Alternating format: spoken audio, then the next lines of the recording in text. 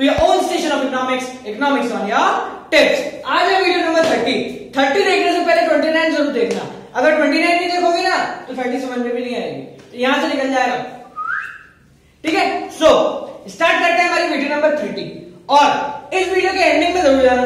क्यों? क्योंकि इस वीडियो के एंडिंग में कुछ ऐसी चीज बतानी है जो कि आप लोगों ने मुझसे बोला था बताने के लिए। ठीक है, सो इस वीडियो के एंडिंग में जरूर जाना, बहुत इंपॉर्टेंट चीज है गाइस, डोंट मिस इट, तुम्हारा ही फायदा होगा। सो स्टार्ट करते हैं हमारा टॉपिक प्रोड्यूसर इक्विलिब्रियम। पिछले वीडियो में हमने देखा था कि प्रोड्यूसर इक्विलिब्रियम का मतलब क्या होता है। प्रोड्यूसर इक्विलिब्रियम का मतलब एक ऐसा पॉइंट जहां पे प्रोड्यूसर कंप्लीटली सेटिस्फाइड हो जाए। ठीक है, उस वीडियो में हमने अप्रोचेस भी देखी थी। पहली approach MR and MC approach, marginal revenue and marginal cost approach in case of perfect competition. आज हम देखेंगे इन case of imperfect competition. Imperfect competition या इम्परफेक्ट मार्केट का मतलब क्या होता है? मैंने पहले ही बताया है कि इम्परफेक्ट मार्केट का मतलब एक ऐसा मार्केट जहां पे प्राइस क्या होता है, लगातार कम होता जाता है। एक ऐसा मार्केट जहां पे प्राइस क्या होता है, लगातार कम होता जा रहा है। सो गाइस, अगर प्राइस कम होगा तो मार्जिनल रेवेन्यू भी कम होगा। ठीक है, so in case of perfect market, imperfect market, price and MR continuously decreases. प्राइस भी कम होगा और मार्जिनल रेवेन्यू भी कम होगा। ठीक है, सो देखो कंडीशन ऑफ इक्विलिब्रियम देखे, वही सेम। पहली MR इक्वल्स टू MC। कौन कौन सी कंडीशन है? First is MR equals to MC, marginal revenue equals to marginal cost. ध्यान रखना है, MC का मतलब मार्जिनल कॉस्ट है। ठीक है ना? सो पहला MR इक्वल्स टू MC, यानी जितनी कॉस्ट उतना ही revenue. Second, MC must be rising. MC marginal cost must be rising. क्या होना चाहिए? बढ़ना चाहिए। ये सेम वही दो कंडीशन है, बट डिफरेंस क्या है? वो परफेक्ट मार्केट था जहां पे प्राइस कांस्टेंट था, जहां पे MR भी कांस्टेंट था, और ये इम्परफेक्ट मार्केट है जहां पे प्राइस भी कम हो रहा है और MR भी लगातार कम हो रहा है। तो देखो ये MR हमारा कम हो रहा है, ये मार्जिनल कॉस्ट हमारा बढ़ रहा है। मार्जिनल कॉस्ट हमेशा बढ़ता है, कोई सा भी कॉम्पिटिशन हो। सो दोनों कंडीशन देखो। Condition number 1, MR equals to MC, दोनों बराबर होने चाहिए। एट पॉइंट E दोनों बराबर है। Next, MC must be rising. इसके बाद कॉस्ट बढ़ जानी चाहिए। कॉस्ट क्या हो रही है इसके बाद? बढ़ रही है। So this is the point of equilibrium. क्यों? क्योंकि इसके बाद अगर प्रोड्यूसर एक और गुड का प्रोडक्शन करता है तो रेवेन्यू, प्रॉफिट कम हो जाएगा और कॉस्ट बढ़ जाएगी। 2 रुपए में बेच रहा हो, 10 रुपए उसको बनाने में लगे, करेगा क्या प्रोडक्शन? कभी नहीं करेगा। सो कहां तक करेगा? When the cost of next unit, ध्यान रखना, नेक्स्ट यूनिट यानी marginal cost is equal to marginal revenue. ठीक है, ये है हमारा producer equilibrium in case of imperfect market. आता परफेक्ट मार्केट वाला ही है, तुम्हारे पेपर में हमेशा परफेक्ट मार्केट वाला ही क्वेश्चन आएगा। ठीक है, ये imperfect market just for general knowledge है। So this is producer equilibrium in case of imperfect market.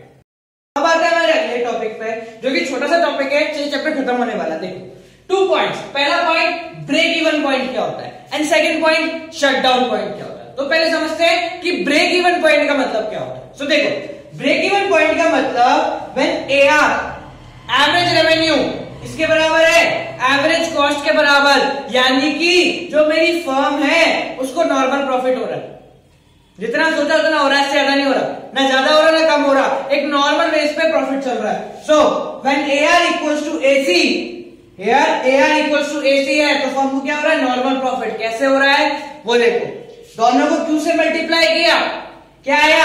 TR equals to TC। So whenever total revenue is equals to total cost, तो profit कैसा होगा? Normal profit. क्यों?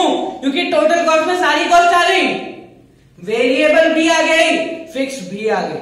सो whenever TR equals to TC, that means the firm is earning normal profit. ठीक है, so what is break even point? It is a point at which the firm earns normal profit. और break even point कब बनता है? When AR equals to AC। ठीक है, now next point shutdown point. Shutdown का मतलब पता है ना, कंप्यूटर बंद करना। वैसे ही what is shutdown point? What is shutdown point? एक ऐसा पॉइंट जहां पे हमारा प्रोडक्शन बंद करने की नौबत आ जाती है, यानी कि the firm is earning loss. एक ऐसी फर्म जो कि नुकसान झेल रही है और झेलती जा रही है, नुकसान बढ़ता जा रहा है, बढ़ता जा रहा है, बढ़ता जा रहा है, ठीक है, प्रॉफिट नहीं होने वाला। सो शटडाउन पॉइंट कब आता है किसी फर्म के लिए? वो देखो, when AR equals to ABC, average revenue average variable cost के बराबर है, एवरेज कॉस्ट के बराबर नहीं है। इसका मतलब क्या है वो देखो, here ABC equals to AR, यानी कि एवरेज रेवेन्यू किसके बराबर है? Average of variable cost. दोनों को Q से मल्टीप्लाई किया, इसका मतलब total variable cost equals to total revenue. यहां पे क्या था? Total revenue equals to total cost, और यहां पे total revenue equals to total variable cost, यानी कि जितना भी प्रॉफिट आ रहा है वो सब वेरिएबल फैक्टर्स को चला जाता है। वेरिएबल फैक्टर्स मतलब रॉ मटेरियल, लेबर, इन सबको चला जाएगा, मेरे पास कुछ नहीं बचा। और साथ साथ देखो, हमने पढ़ा है कि टोटल कॉस्ट क्या होती है?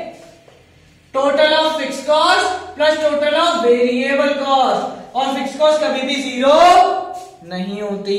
सो अगर मेरा रेवेन्यू वेरिएबल कॉस्ट के बराबर है, इसका मतलब मेरा रेवेन्यू टोटल कॉस्ट से कम होगा। वापस से, अगर मेरा रेवेन्यू वेरिएबल कॉस्ट के बराबर है, यानी जितना भी प्रॉफिट आ रहा है वो सब लेबर ले जा रही है, तो मशीन कैसे चलेंगी? मशीन के लिए कुछ बचा क्या? नहीं बचा। That means total cost is greater than total revenue. Cost क्या है? रेवेन्यू से ज्यादा है। देखो यहां पे कॉस्ट खत्म हो गई, तो ये खर्चा कौन झेलेगा? ये वाला खर्चा कौन झेलेगा? मैं झेलूंगा क्या? मैं क्यों झेलूं? ठीक है। सो ये वाला खर्चा कोई नहीं झेलेगा, ये लॉस है फर्म के लिए, और क्योंकि ये लॉस है इसलिए फर्म को क्या होना पड़ेगा? बंद होना पड़ेगा। ये non reviving condition of the firm है, ठीक है।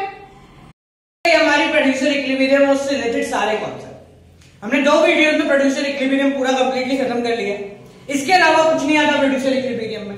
नाउ पहले तो इस वीडियो की एंडिंग करेंगे, और वो इंपॉर्टेंट चीज जिस लोगों के लिए, जिस चीज के लिए आप लोग बहुत टाइम से वेट कर रहे हो, उस चीज के बारे में बताना है और इस वीडियो की एंडिंग करनी है। सो गाइस, अगर ये वीडियो आपको पसंद आई हो और लगे कि इसमें कुछ बात है, तो वीडियो को लाइक जरूर करना। लाइक करो, शेयर करो, कमेंट करो, सब्सक्राइब करो, और अभी रुक जाओ, ठीक है। सो ये क्या है? This is my book. ये मेरी बुक है जो मैंने खुद ने लिखी है।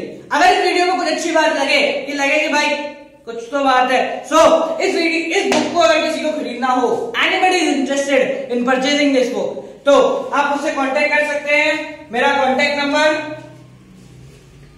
7690041256।